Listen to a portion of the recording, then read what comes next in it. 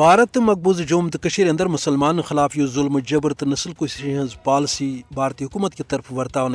تات پہ غور کرت آز مسلمان کیو عام انسانس یہ تگان بوزن کہ مسلمان باپت الگ وطنچ مانگ کرن والو سانو اسلافو آبی بے شعور چمت متحد ہندوستانس مز برہمنی تعصب خدا بیزاری تو مسلم دشمنی ہز نفسیات پر قوت قائد اعظم محمد علی جناح سندس قیادت مز مسلم لیگ قیام پاکستان باپت نہ صرف مطالبہ بلکہ جدوجہد تہ کران اد تات موقع پہ یمو مسلمانوں بھارت سیکولر جمہوری قرار دت بھارتس مز روزنس پہ ترجیح دژ تہذ مسجد تہند مزار تہند گھر کیو تہند جان تو تشخص آز برہمنی حکومت کی طرف حملن ہندس زدس مز اد جوم تو پہ بھارتک جبری قبضہ قشرن مانراؤن باپت قشر ست مدر ماس لگت یہ بھارتی حکومت جبرس ست لالچ تو برہم دیوان آمز تمہ باوجود قشر عوام سنگین خطرن مز ہینہ باخبر ذرائع ہند ون کہ بھارتی ریاست اتراکھنڈس مز سپود پتمہ دہ بیس اکس قشرس پھیر ولس پہ حملہ زخمی حالتس مز آو ہسپتال واتناؤنہ امس آئی 15 ٹیبہ ام سز حالت تشویشناک ون